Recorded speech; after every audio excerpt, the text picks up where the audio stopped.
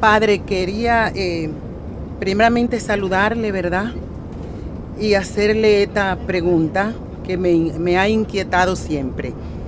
Sé que la vida nos la ha dado Dios y Él es el dueño de nuestra vida. Quiero saber qué pasa si un ser humano, ¿verdad?, se quita la vida, sea que se tire de un quinto o sexto piso o se dé un balazo, que se mate, que se quite la vida. ¿Qué pasaría? Pues una persona que se quite la vida está cometiendo un pecado grave y esa persona se condena. Pero dentro de la iglesia existen dos clases de condena, distinto a los protestantes. En los protestantes existe una sola clase de condena. Si alguno tiene la Biblia por ahí, sí. Si alguien tiene la Biblia, si la tiene aquí un vecino cerquita, ¿usted tiene ahí? ¿Y usted puede leer ahí? ¿O usted misma? ¿Usted sabe buscar en la Biblia, no? ¿Sí? Préstele la Biblia aquí a la hermana. Yo no sé buscar tan rápido. No sabe buscar tan rápido. ¿Usted sí sabe buscar rápido? Pues usted busca y se la pasa a ella para que ella lea. No tengo ley. Ajá. Entonces, resulta que la Biblia nos viene a presentar que hay dos clases de condena. Una, la condena eterna, donde ya no hay salida, y otra, donde sí podemos salir. Por ejemplo, en Mateo capítulo 5, versículo 25, habla de que el juez va a dictar una sentencia, eso se llama condena. Mateo 5, 25, una condena. Y de esa condena, esa condena no va a ser perpetua, no va a ser eterna, esa condena va a ser parcial. Y luego presenta, ¿ya la tiene? Pásesela de la hermana. Ajá. Usted misma lee, ¿sí? Es que no tengo la Biblia. Yo tampoco, estamos igual. Estamos cieguitos. Bueno. No, pero es que no puede. ¿Él la puede leer? ¿La puede leer alguien? La puedo leer. Mateo 5:25. Aquí tiene la Biblia. Trata de llegar a un acuerdo con tu adversario mientras van todavía de camino al juicio. ¿O prefieres que te entregue al juez y el juez a los guardias que te encerrarán en la cárcel? Es verdad, te digo, no saldrás de ahí hasta que hayas pagado hasta el último centavo. Aquí la Biblia dice que hay una condena. El juez lo va a condenar y saldrá. ¿Cuándo? Cuando pague hasta el último centavo. Eso lo enseña la Iglesia Católica, porque está escrito. Si saldrá cuando pague el último centavo, pues bueno, entonces lo que se llama purgatorio, porque va a purgar una condena. De modo que en la Iglesia Católica hay algo que no existe en los protestantes, que es esa condena parcial. Se llama purgatorio, va a purgar. Purgatorio viene de la palabra purgar. Purgar una condena que diríamos, los de leyes saben lo que es un purgar, una condena. Y allí, entonces, cuando la iglesia enseña que existe el purgatorio, donde hay una condena, donde la persona saldrá. Pero existe otra condena donde la persona no puede salir. Por ejemplo, por allá en Mateo capítulo, muchacha, Juana, Mateo capítulo 25, versículo, por allá del versículo 40 en adelante, donde el juez le dirá a lo de la derecha, malditos, a la parte donde le dice a lo de la izquierda, malditos al fuego eterno. Porque el versículo 40 o 41, 42 por ahí, 41, en el versículo 41, ahí le dice: dirá después a los que estén a la izquierda: malditos, aléjense de mí y vayan al fuego eterno, que ha sido preparado para el diablo y para sus ángeles. Ahí está lo que se llama infierno, condena eterna, donde está el diablo y sus ángeles. Entonces observan ustedes que existe una condena parcial y una condena eterna. Cuando usted me habla de una persona que se quita la vida, nosotros podemos decir, esa persona que se quita la vida se condena. Lo que no sabemos si es una condena eterna o una condena parcial. Eso lo dictamina el juez, ni usted ni yo. Y como ni usted ni yo lo podemos saber, entonces por eso nosotros oramos por los difuntos, para que si esa persona no está en esa condena eterna, pueda tener Dios misericordia de él y pueda salir de allí. Sabemos que murió en pecado, sabemos que se condena, pero no sabemos si para el infierno o para el purgatorio. Eso le toca solamente y únicamente a Dios y a los protestantes, que son dioses. Bueno, gracias por su pregunta. Gracias, padre. A ver, otra preguntita pues, otra preguntita. Bueno, primeramente le doy gracias a Dios por la oportunidad de estar aquí y después al padre Luis Toro, que por medio de él yo estaba como el saltamontes brincando de iglesia en iglesia de los protestantes, andaba buscando de Dios, sentí que la iglesia católica no entendía nada, tenía mucha ignorancia, la verdad, y yo era el número uno, el que más hablaba mal de la iglesia católica, la verdad, el que no la entendía por ignorancia mía. Entonces andaba de iglesia a iglesia y entonces pues una vez que ya un hermano me estaba ya convenciendo casi, llegaba a la iglesia y tampoco, no llenaba a mí, no entraba, no encontraba lo que andaba buscando, pero siempre andaba buscando de Dios. Vengo de una familia católica, muy católica, de mi mamá, de mi papá, siempre colaboraba con la iglesia y todo. Entonces, hasta que un día ya estaba para irme a la iglesia de los protestantes, me estaban ya invitando para un domingo darme clases evangélicas de ellos. Y soñé con la Santísima Virgen y me quedé inquieto. Siempre le respetaba muchísimo, siempre creía en ella, siempre todo eso. Nunca he dejado de creer en la Santísima Virgen.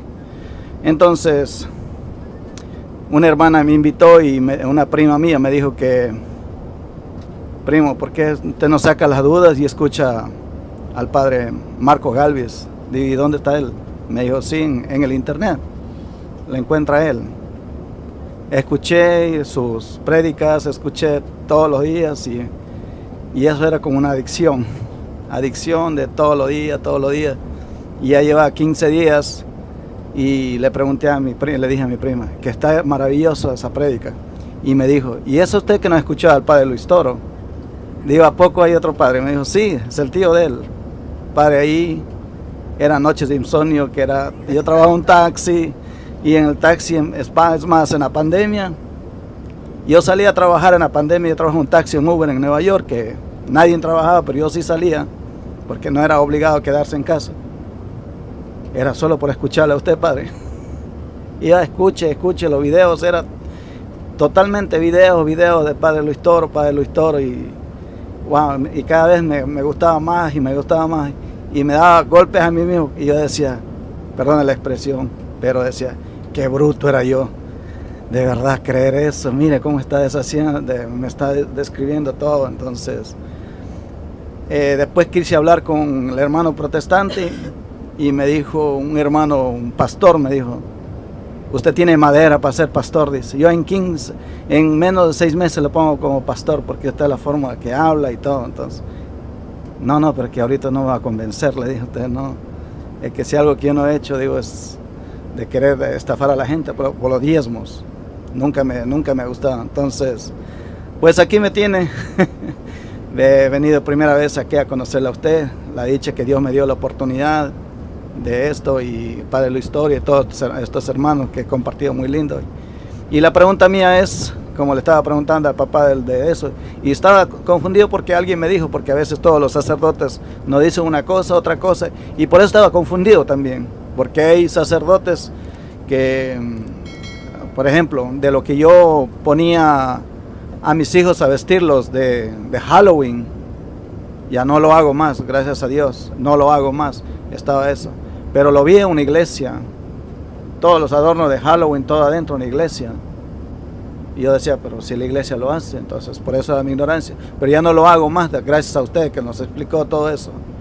Pero la pregunta mía ahorita es sobre el alma. Alguien me dijo que los perros tienen alma, las plantas tienen alma y todo lo que tiene vida tiene alma. Y eso quisiera que me explique un poquito, por favor. Sí y no. En el Antiguo Testamento todo lo que tiene vida tiene alma. O sea, ¿qué era el alma en el Antiguo Testamento? El alma en el Antiguo Testamento era la vida. ¿El árbol tiene vida? Sí, entonces tiene alma. ¿El perro tiene vida? Sí, entonces tiene alma.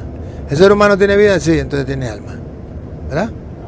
Pero resulta que el perro tenía un alma, una vida. El árbol tenía un alma, una vida.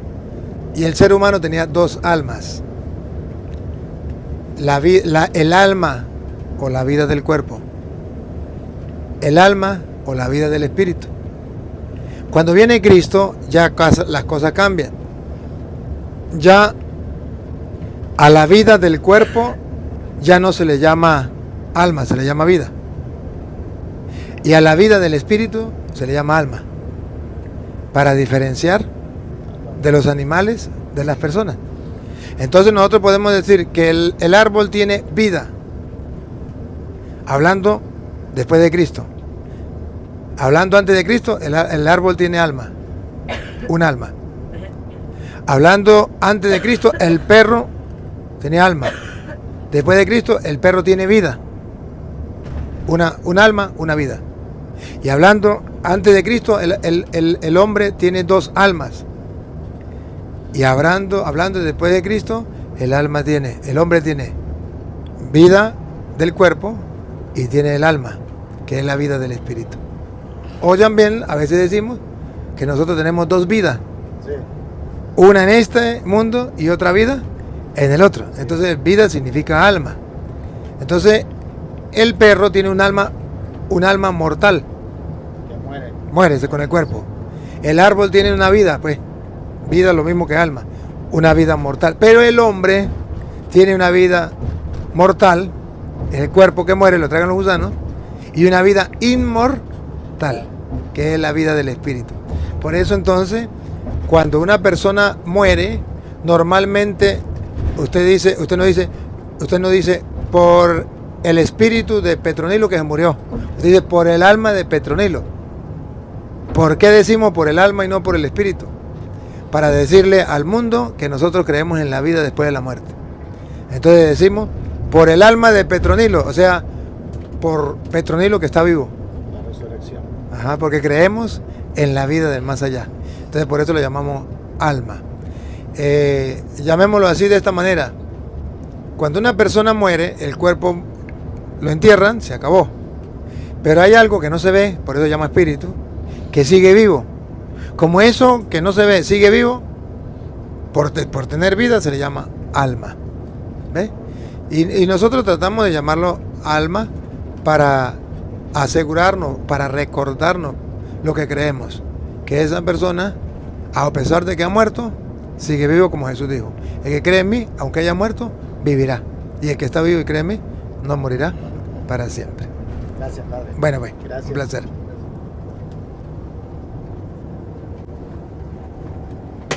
Otra preguntita.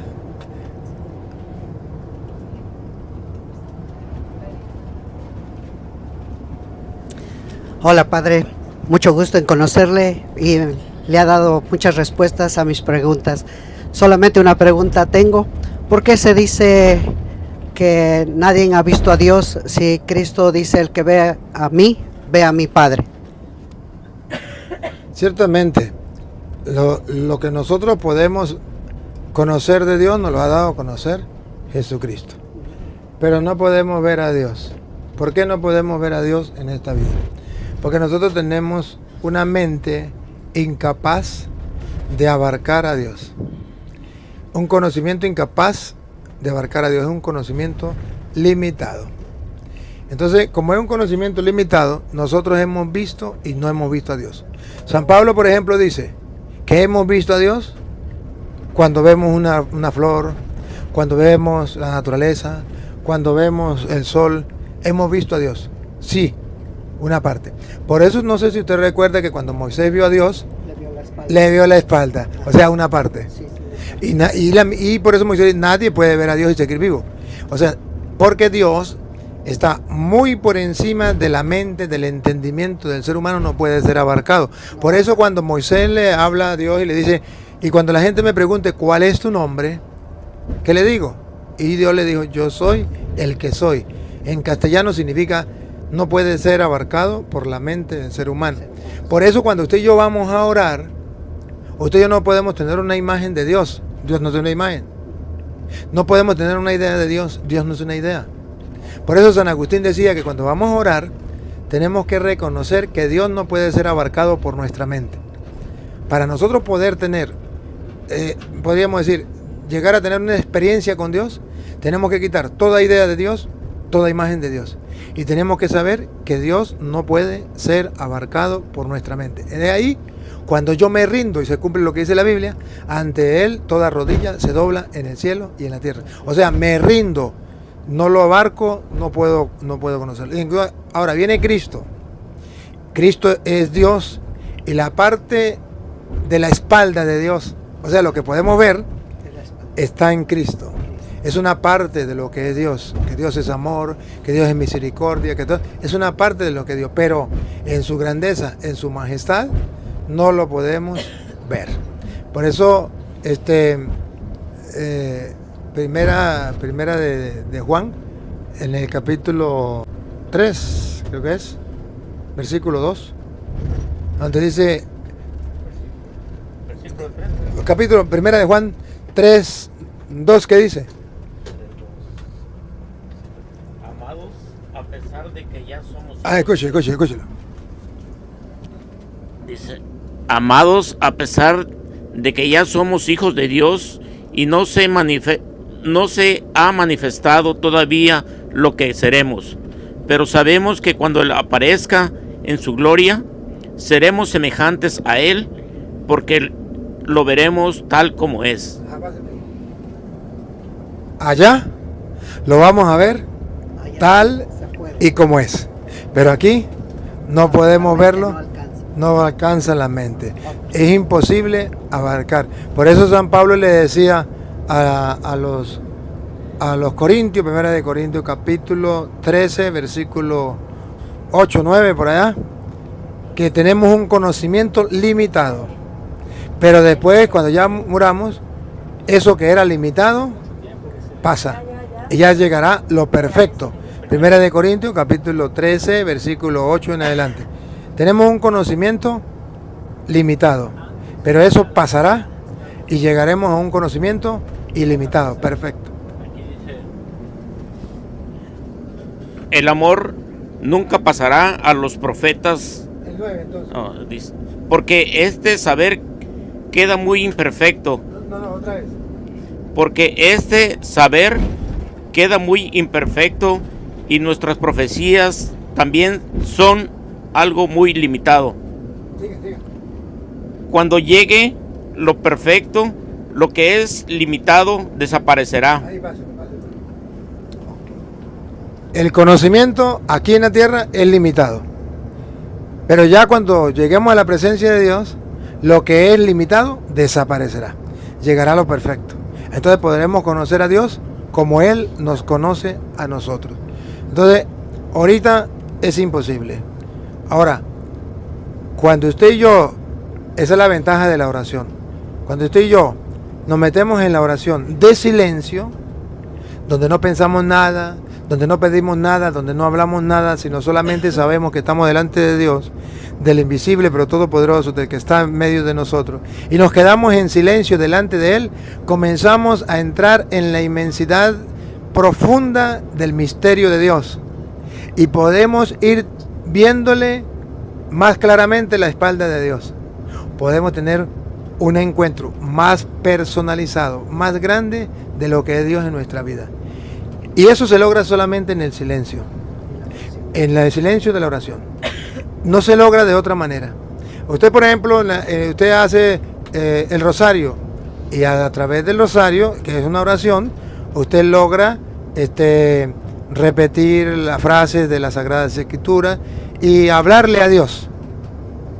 Y usted hace otra oración, póngale la oración que usted quiera, siempre hablando, usted le habla a Dios.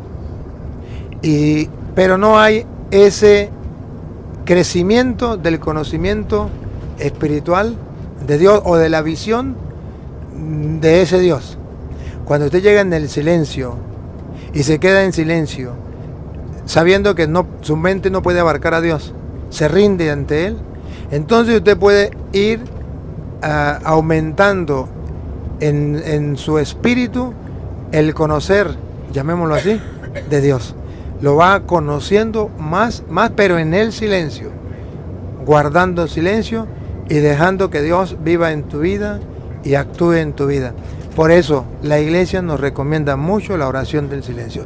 Y por eso incluso cuando en la Eucaristía, la iglesia dice que después de la comunión debe haber silencio, para que cada persona pueda ver a la medida de sus posibilidades lo que pueda de Dios. Que no será perfecto, pero que puede verlo a la luz de la fe y en el silencio. Bueno, muchas gracias, padre. A la orden. ¿Si hay otra preguntita?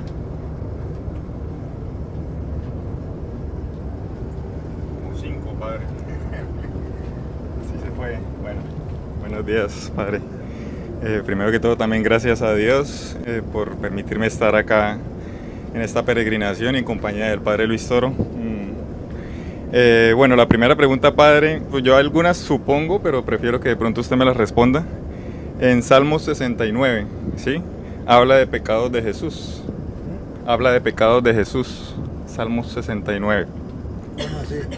Dice que Jesús dice sus pecados que no son ocultos a Dios. Salmos 69, del 1 en adelante. No, pues léalo, a ver. Porque usted me está diciendo los pecados de Jesús. Ok, dice, se llama El Lamento de Cristo, ¿sí? Dice, al maestro de coro, por el tono de los lirios de David. Bueno, sálvame, oh Dios, porque las aguas me han llegado al cuello. Estoy sumergido en lo hondo del fango y no hay donde hacer pie. He caído en aguas profundas y me arrastra la corriente. Me he cansado de llamar, mi garganta ha enronquecido. Han desfallecido mis ojos esperando a mi Dios. Más que los cabellos de mi cabeza son los que sin causa me odian. Son demasiado poderosos para mis fuerzas los que injustamente me hostilizan y tengo que devolver lo que no he robado. Tú, oh Dios, conoces mi insensatez y mis pecados no te están ocultos. Sigue.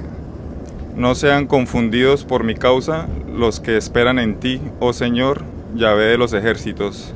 Que no se avergüencen de mí quienes te buscan, oh Dios de Israel. Es por tu causa si he sufrido oprobio y mi rostro se ha cubierto de confusión. He venido a ser un extraño para mis hermanos, los hijos de mi madre no me conocen, porque me devora el celo de tu casa, y los baldones de los que te ultrajan cayeron sobre mí. Me afligí con ayuno y se me convirtió en vituperio.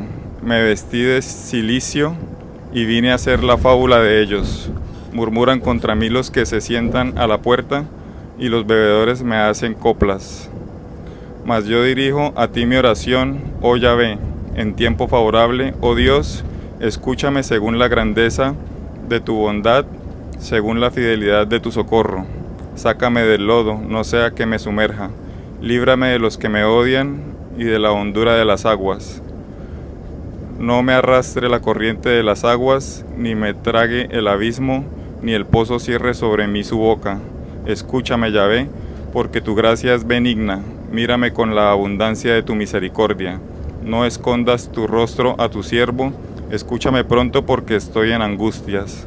Acércate a mi alma y rescátala. Por causa de mis enemigos, líbrame. Bien conoces tú mi afrenta, mi confusión y mi ignominia. A tu vista todos están los que me atribulan. El oprobio me ha quebrantado el corazón y titubeo.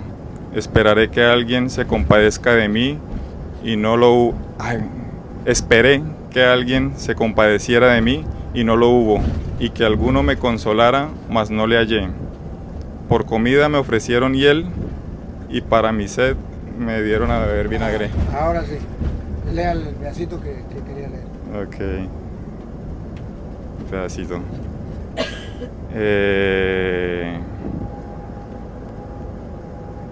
Tú, oh Dios, conoces mi insensatez y mis pecados no te están ocultos.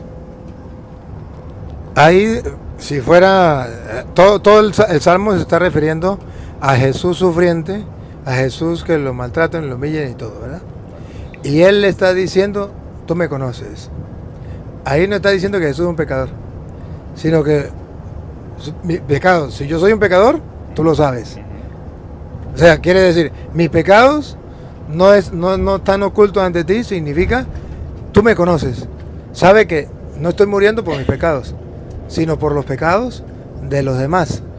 Tú lo conoces, tú me conoces. Por eso dice, mis pecados no te están ocultos. Entonces tú sabes que no soy pecador. Sabe que yo no tengo pecado. Es una manera de decir, sabe que yo no tengo pecado, que estoy sufriendo por los pecados de la humanidad. Y por eso pues toda la Sagrada Escritura va a mostrar que Jesucristo no tiene pecado, siendo el inocente, muere por los culpables. Es lo mismo. Está diciendo, tú sabes que yo pecado no tengo. Tú conoces mi pecado, sabes que no tengo pecado. ¿Sí? Conoce mi pecado significa, en nosotros, significa que conoce mi pecado porque soy un pecador. Sí tenemos. Y en Cristo, conoce mi pecado, sabe que no tengo. Soy inocente y estoy sufriendo por esto, por esto y por esto. Y creo que es Juan capítulo 8, versículo como 47 por allí. 46. Bueno, 8:46. ¿De qué dice 46? ¿Quién de vosotros puede acusarme de pecado? Ahí está, escuchen. ¿Quién de vosotros puede acusarme de pecado? Él no tiene pecado. Él es inocente.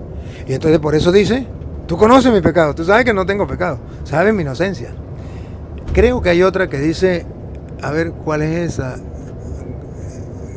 Gálatas 3:3. 3:13 era. Creo que es. Algo así. Cristo empero nos redimió de la maldición de la ley. Leer.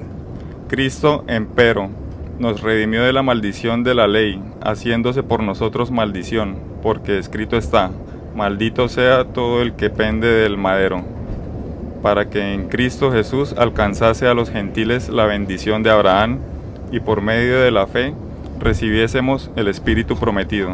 Entonces él no era maldito, se hizo maldición. Entonces, para los hombres, Cristo es un pecador y por eso fue llevado a la cruz. Y por eso era un maldito, porque el que moría en una cruz era el más malvado de todos. Entonces, por eso él dice, tú conoces mi pecado. Sí. O sea, para el mundo soy un gran pecador al punto que me matan en la cruz. Pero tú sabes que no es así. Eso es lo que quiere decir. Bueno, son varias. Hay otra que, bueno, esta sí es que un sacerdote que me gusta también en internet, se llama Carlos Span, él dice que la mujer del Apocalipsis, o bueno, también es otra pregunta, son dos en una ahí. Una es que pues la mujer del Apocalipsis se puede interpretar también como la iglesia, o sea, es la Virgen María, ¿no? En la mujer del Apocalipsis del 12:1 en adelante, pues la Virgen María para mí. Pero también se puede interpretar como la iglesia, o sea, porque es que hay una parte ahí en ese capítulo donde dice que la mujer dio a luz un hijo, ¿sí? Varón, con cetro de hierro, va a gobernar el mundo. pero si se hace referencia a esa mujer como la iglesia, o sea, la iglesia no parió a Jesús, ¿sí? O sea, Jesús fue el que fundó la iglesia. Entonces, para mí la mujer del Apocalipsis siempre va a ser solo la Virgen María, no la iglesia. Pero de pronto, no sé, creo que en los católicos hay interpretación de que sí es la iglesia. Sí, el capítulo 12, versículo 5 es el que usted está diciendo. El versículo 5 es el que nos aclara la duda. Porque los protestantes dicen, esa mujer es la iglesia. Pero ¿cómo se explica? Si la mujer dio a luz un hijo, entonces Cristo nació dentro de la iglesia. O sea, la iglesia parió a Cristo. Mentiras. Cristo fundó la iglesia. O sea, la iglesia nace de Cristo. Cristo no nace de la iglesia. Entonces se refiere a la Virgen María. Pero también se puede referir a la iglesia. También hay mucho paralelismo, pero no exactitud. La iglesia hace presente a Cristo. En la Eucaristía lo hace presente. O sea, lo vuelve a presentar al mundo, lo vuelve a dar a luz. Pero más exacto es la Virgen María, que lo dio a luz. Y la iglesia, claro está, lo sigue dando al mundo, pero en una forma figurativa, y en la Virgen María se hace real. Entonces, simboliza también la iglesia, en ese sentido, pero no con exactitud. En la Virgen María, con exactitud. Entonces los protestantes, como también simboliza la iglesia, no con exactitud, pero sí simboliza la iglesia, entonces ellos pues me quedo diciendo que la iglesia, que la mujer del Apocalipsis es la iglesia, solo la iglesia, y no, solo la iglesia no. Es la Virgen María y también figura la iglesia, porque la iglesia sigue dando a Cristo. O sea, la gente que no conoce a Cristo, la iglesia se lo sigue presentando. De esa manera, simbólicamente, lo da a luz. Otra preguntita. Bueno, la otra que tengo es que hay una enseñanza donde usted habla sobre la Virgen María, la reina, y sí, en muchas partes de la Biblia dice que la Virgen María es la reina, la mamá del rey, pero también en esa enseñanza, no recuerdo bien el video, el capítulo y versículo, pero hay una parte donde dice que ella va con sus colegas, con sus otras vírgenes, pero creo que en ese pedacito es donde dice que es princesa también, ¿sí? Supongo yo que sabe la respuesta, pero prefiero que de pronto usted me la dé, padre. O sea, ¿es reina y princesa al tiempo? Eso está en el Salmo 45. Salmo 45. En el Salmo 45, versículo 9. Por allí está.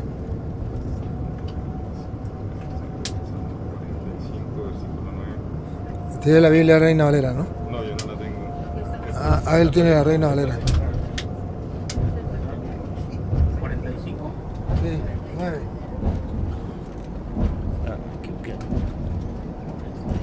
45:9. Dice: hijas de reyes son tus muy amadas, una reina se sienta a tu derecha, y oro de Ofir en sus vestiduras luce. Ahora tu hija, entiéndeme y escucha. Olvida a tu pueblo y a la casa de tu padre, y tu hermosura al rey conquistará, él es tu señor. Los grandes de Tiro antes él se postrarán. Allí vienen los ricos del país a rendirte homenaje. La hija del rey con oro engaladas es introducida al interior, vestida de brocados al rey es conducida. Las siguen sus compañeras vírgenes que te son presentadas, escoltadas de alegría, júbilo, van entrando al palacio real. En lugar de tus padres tendrán hijos, que en todas sus partes príncipes serán. Gracias a mí, yo quiero que tu nombre viva de una a otra generación, a que los pueblos te aclamen para siempre. ahorita acaba el 17. Entonces ahora sí me la pregunto. O sea, ¿por qué la reina, perdón, por qué la Virgen María es princesa? O sea, ¿Y qué significa eso? pues si es rey, o sea, mejor dicho, una persona tiene un título o el otro, ¿no? Entonces ella es la reina. Ella es la reina. Y en la Biblia pues ahí también la referencian como princesa. Es que ella juega varios papeles. Por ser hija de Dios, Por ser hija de Dios y por ser la madre de Dios. es reina. Claro. Ahí fue donde yo también, pero yo quería de pronto que usted me lo dijera. Es que, claro, ella es hija de Dios. ¿Verdad? Es princesa. Y es princesa. Y es la madre de Dios. Qué misterio más Es grande. esposa del Espíritu Santo. Ajá. Entonces, esto es lo que los protestantes no entienden. Los protestantes dicen, bueno, pero entonces, ¿cómo es la cosa? ¿O es hija de Dios o es madre de Dios? Claro, es hija de Dios Padre, es madre de Dios Hijo. Y es sagrario del Dios Espíritu Santo. Entonces, ¿cómo hacemos? Pues creer en la palabra, más nada, que es hija de Dios Padre. Hay una canción que dice... A ver, que yo me acuerde. Alégrate, alégrate, alégrate, llena de gracia. Hija del Padre, madre del Hijo, sagrario del Espíritu. Alégrate, alégrate. Hija del Padre, madre del Hijo, sagrario del Espíritu. Entonces, esto es lo que los protestantes no entienden. ¿Cómo va a ser hija de Dios y va a ser madre de Dios? Como ellos no creen en las personas, que el Padre es una persona y que el Hijo es otra persona, pues entonces ellos dicen imposible que sea hija y al mismo tiempo madre. Pero es que es hija del Padre y es madre del Hijo. Para nosotros no hay ningún problema porque sabemos que el Padre es una persona y el Hijo es otra persona. Entonces es hija de Dios y es madre de Dios. Su padre. Bueno. Que no hay más todavía por ahí. Otra preguntita, padre. En la Biblia también, pues obviamente la Virgen María, cuando recibió la anunciación del ángel Gabriel, ella hizo una pregunta, ¿sí? O sea, no sé si se puede, o bueno, sí, o sea, al preguntar es una duda, ¿no? O sea, se puede decir que la Virgen dudó. Y Zacarías, cuando recibió también el mensaje de que iba a ser padre, fue también, y que también tuvo una duda ahí, y a él lo dejó ciego. O sea, ¿por qué? O sea, ahí sí mi pregunta es como por qué, pues de pronto los midió con diferente, o los, sí, o sea, a Zacarías lo dejó ciego y fue como un castigo, entre comillas, por haber dudado, pero la Virgen también tuvo duda, o sea, pero ella sí. Porque en la Virgen María no es una duda como tal, es simplemente una explicación de por qué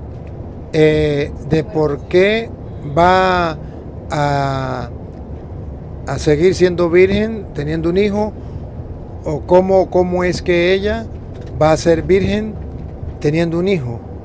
Entonces, es una manera de organizar la explicación de cómo ella va a seguir siendo virgen teniendo un hijo. Por eso ella pregunta, ¿cómo será eso puesto que no conozco varón? Porque estaba escrito que de una virgen nacería el Mesías. Entonces, ya había dicho Isaías, la virgen concebirá y dará a luz un hijo. Entonces ella no estaba dudando, sino estaba confirmando la profecía de Isaías.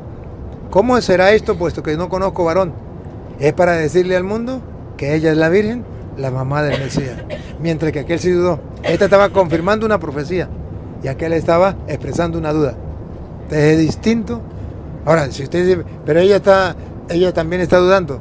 Si usted no mira que la Biblia es un rompecabezas que hay que armar, entonces usted no coordina con lo que estaba profetizado y entonces parece una duda. Pero si usted coordina con lo que está profetizado, no es una duda, es una confirmación de la profecía. Ya lo sabía. Okay. Por eso no hay problema.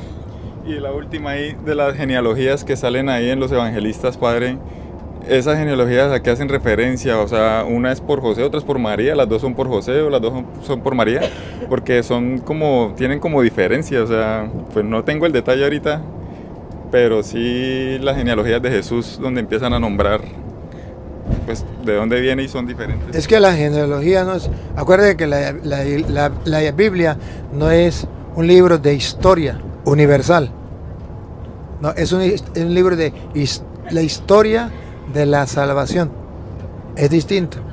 Historia universal, usted tiene que saber de que esto tiene que ser así con exactitud. En la historia de la salvación no es así. En la historia de la salvación significa que cada cosa tiene su significado para la persona que lo escribió y para la persona que después va a recibir el mensaje. San Mateo presenta una genealogía, San Lucas presenta otra genealogía, no, porque ellos no escriben una historia universal, ellos escriben la historia de la salvación. Entonces, San Mateo va a presentarle a los judíos, porque le escribe a los judíos, una genealogía que le tenga un significado propio para los judíos, que ellos conozcan y que Dios ha ido hablando a través de esa historia de la salvación. Mientras que San Lucas escribe a otro grupo de personas. Entonces presenta otra forma la genealogía.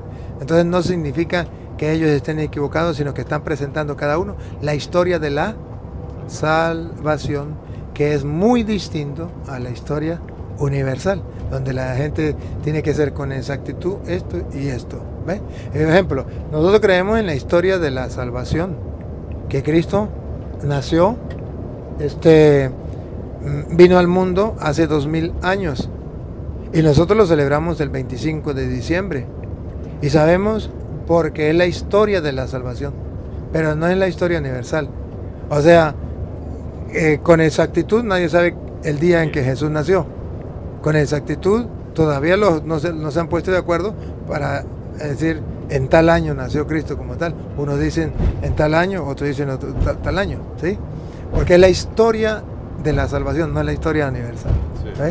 Sí. Y esto es lo que confunde a muchos ateos, por ejemplo, a muchas personas que dicen, pero es que tiene que ser con exactitud, porque la historia, pero es que es la historia, pero no universal, sino la historia de la salvación. Lo mismo pasa con Adán y Eva, lo mismo pasa con los antiguos, porque es la historia de la salvación y no la historia universal. Bueno, a ver, otra preguntita pues. Bien, pues tenemos la dicha de tener un testimonio de una hermana que Dios ha obrado en ella y queremos compartirlo con todos ustedes. Ella me ha estado contando su testimonio y para mí es una alegría que ella nos lo cuente a través de las redes, porque necesitamos que el mundo entero se dé cuenta de lo que Dios sigue obrando, que la gente no sabe lo que Dios está obrando detrás de las cámaras, detrás de los videos, detrás de las enseñanzas. Escuchan por ahí decir que el cura Toro pelea con los evangélicos, lo que hace es apartar a la gente, pero esos son portavoces del diablo que quieren ensuciar la obra de Dios. Pero aquí hay pruebas de que Dios sigue obrando detrás de las cámaras y sigue atrayendo la gente a la iglesia, a los que quiere salvar. Esta hermana nos tiene un gran testimonio. Hermanita, cuéntenos con los detalles el testimonio que usted nos ha dado. Ojalá y pues lo que me ha contado pues lo recuerde y lo pueda contar a los hermanos. El micrófono es suyo, las cámaras también. Gracias, Padre. Bueno, primeramente le doy gracias a Dios porque me da la oportunidad de estar aquí y es algo que yo se lo pedí al Señor, que me diera la oportunidad de dar mi testimonio para el mundo entero, dándole la gloria, la honra y la gloria a mi Señor Jesucristo, lo que Él ha hecho en mi vida y en mi familia.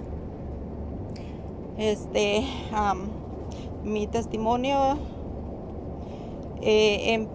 todo esto empezó, yo ya tenía como unos 5 años que me había divorciado, nos separamos, yo y mi esposo, y en el tiempo de COVID yo me enfermé, también toda mi familia se enfermó, pero en ese momento que yo estaba pasando, esos momentos oscuros de inciertos en las madrugadas que me sentía morir, yo me preguntaba que a dónde estaba yo parada, si yo moría.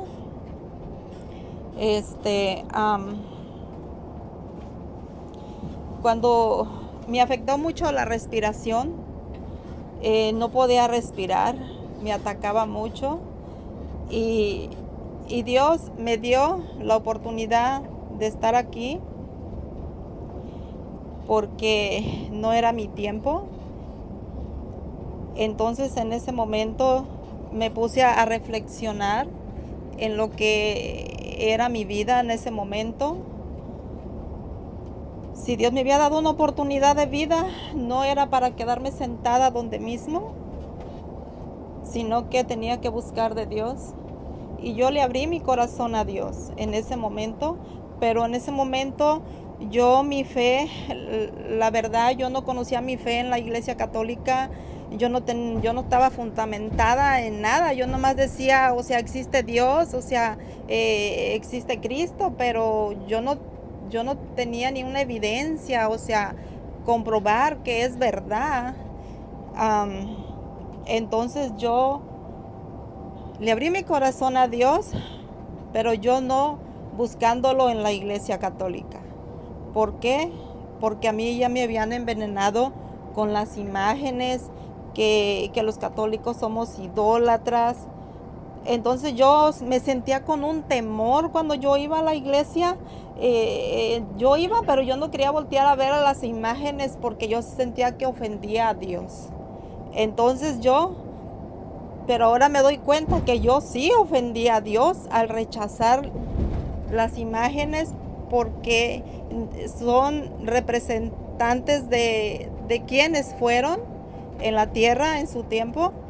Entonces yo en ese momento empecé a buscar allí encerrada en mi cuarto, en la televisión, en el YouTube, a ver si me encontraba una iglesia cómoda, donde yo me sintiera cómoda, donde yo no ofendiera a Dios.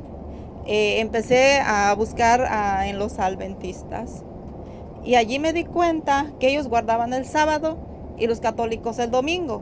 Entonces yo dije, ¿pero por qué?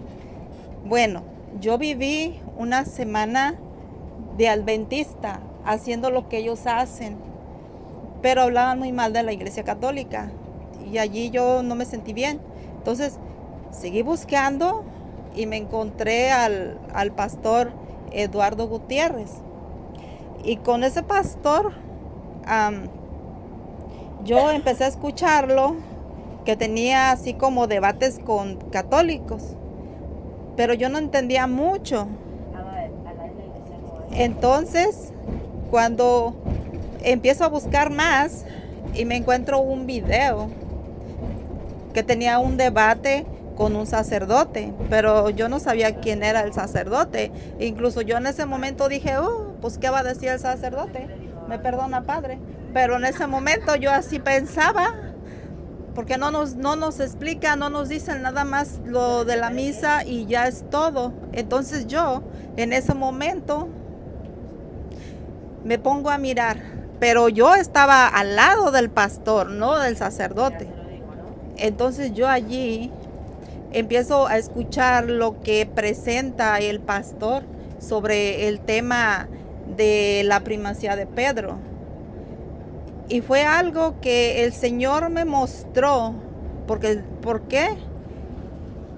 En como yo estaba confundida y yo decía que todo era lo mismo, todo es lo mismo, pero cuando Dios me muestra su verdad, me la muestra en mi error que yo estaba, cómo yo creía, cómo yo pensaba, me dice, ese video bien claro para mí, cuando yo lo miré el tema de la primacía de Pedro. ¿Quién era Pedro en las escrituras? Yo no sabía quién era Pedro en las escrituras. Entonces yo allí conocí qué papel representa Pedro en las escrituras, pero todo lo que hablaba ese pastor era contra Pedro. O sea, nada le favorecía a Pedro.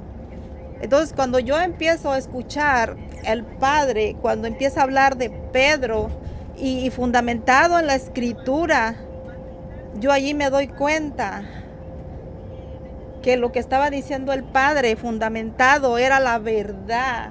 Allí pasó algo increíble en mi vida.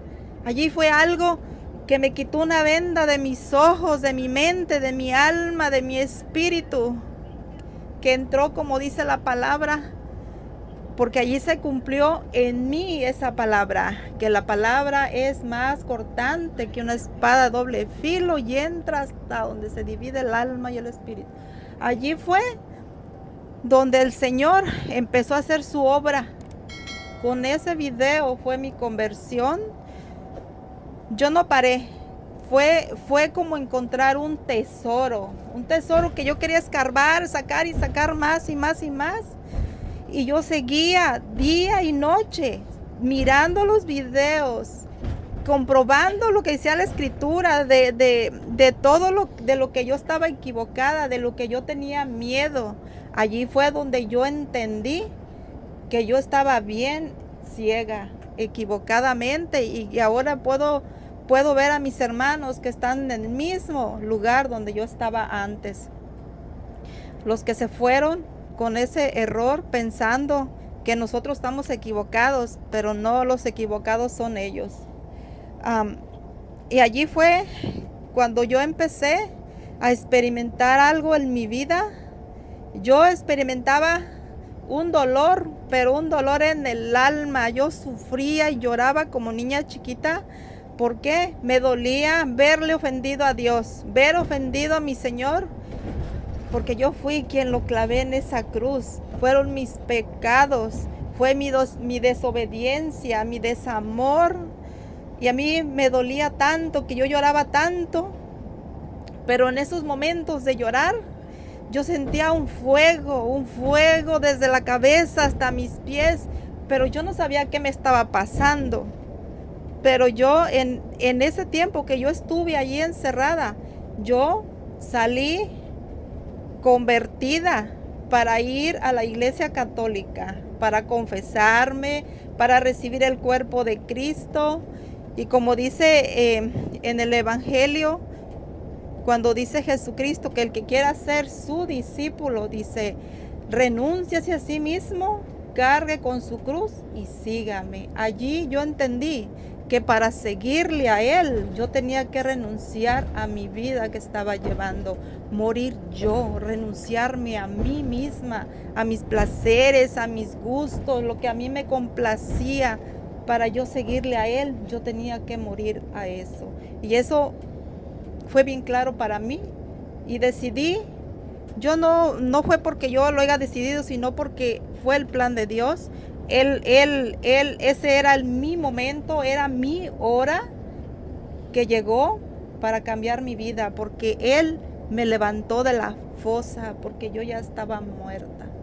Yo estaba muerta, yo era esos huesos secos, y su palabra me dieron vida.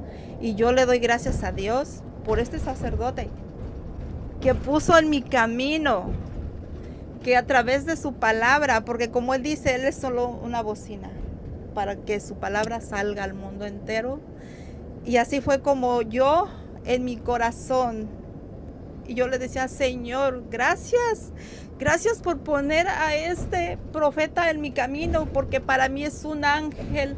¿Por qué? Porque a través de predicar la palabra me transmitió la vida. Me hizo que esos huesos secos volvieran a unirse y retomar vida.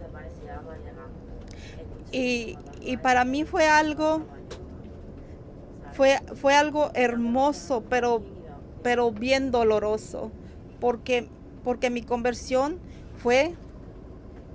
me tocó en la llaga. Todo lo que el Padre predicaba de la palabra era no por encimita, sino que profundizaba en ese dolor en mi corazón. Y pues yo aquí estoy. ¿Por qué? Porque la palabra de Dios me hizo volver a la iglesia. Pero después de que yo empecé a escuchar todo lo que decía la palabra, vi a mis hijos donde estaban, porque mis hijos ya se me habían ido. Y eso fue un dolor terrible, otro dolor que yo sufría, y yo lloraba y lloraba en mi corazón, y yo no tenía esa paz, y a mí me dolía mucho en mi corazón que ver a mis hijos que están muriendo porque se fueron, porque ellos ya no se confiesan, ya no comulgan, ellos ya no creen eso. Entonces para mí fue un dolor tan grande, que un día se lo puse al Señor también. Al Señor también se lo puse a los pies de la cruz. Le entregué todo lo que traía en mi corazón que yo no podía. Y el Señor ahí también me dio un regalo grande, que debo tener confianza en Él. Que así como Él me trajo a mí, un día también los traerá a ellos. Y Él me dio una paz grande. Me dio una suave brisa en mi rostro ese día que yo caí en un descanso, y me dio una paz grande que me sanó ese dolor me lo sanó. Y yo puedo decir mi testimonio, que Él está vivo en la Eucaristía, porque también Él ahí se ha hecho presente cuando yo he estado.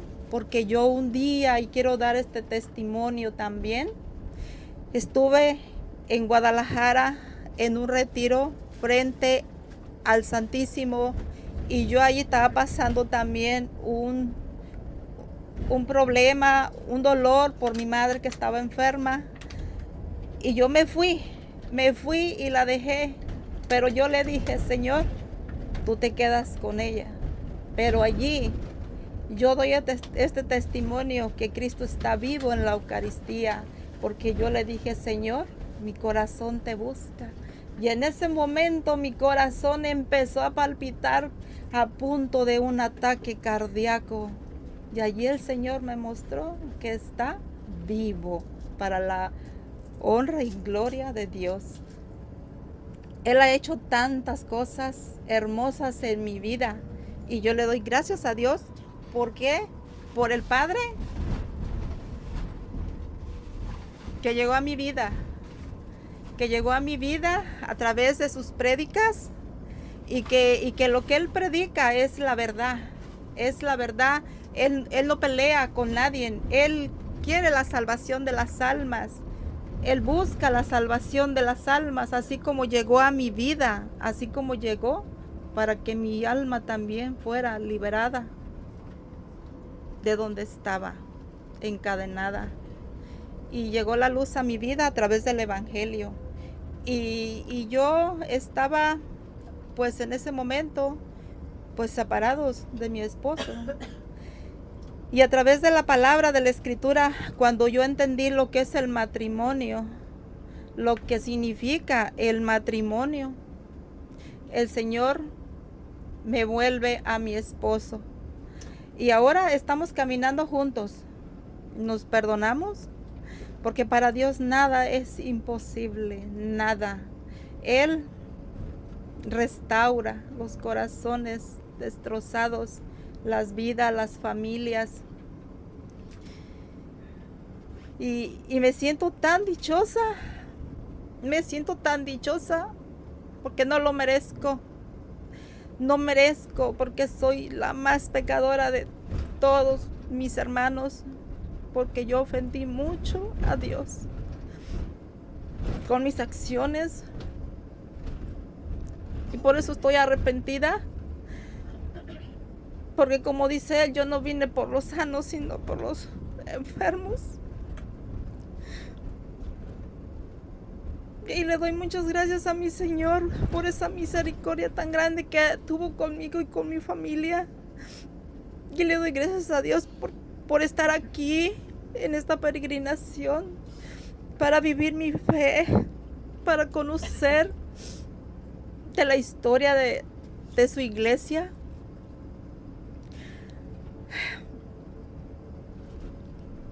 Y también para darle gracias al Padre por sus enseñanzas, y que esto que Él ha hecho no es en vano. Y yo quería que Él lo supiera, que supiera que lo que él hizo en ese video, cuando él estaba grabando, sin pensar que esta ovejita un día iba a volver al rebaño con sus prédicas. Y por eso hoy le doy gracias con todo mi corazón, porque para mí usted es como un ángel.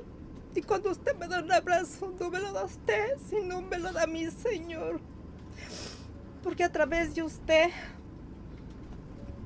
está Cristo. Cristo con ese corazón amándonos a todos.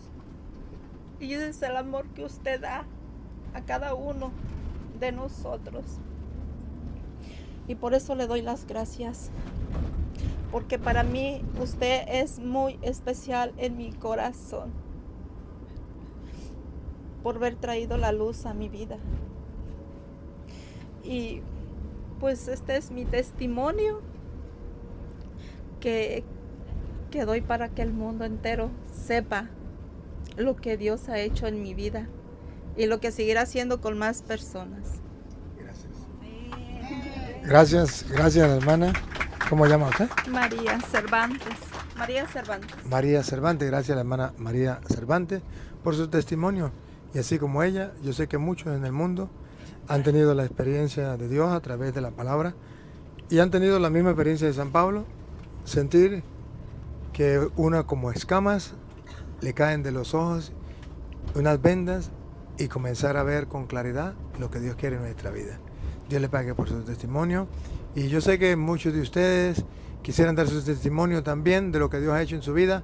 Dios conoce, y algún día a lo mejor tengamos la oportunidad de que ustedes cuenten su testimonio y el mundo lo sepa. Y si no lo sabe el mundo, Dios sí lo sabe, y agradezco y alabo a Dios por ese trabajo que me ha permitido hacer por el reino de Dios y ayudar a tantos hermanos que conozcan la verdad.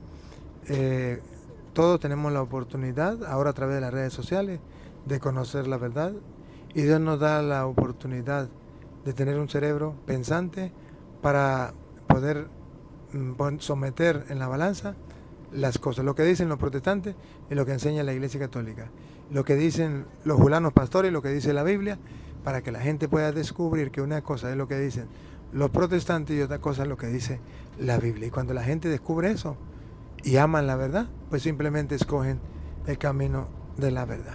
Dios les bendiga a todos, gracias, Dios les pague.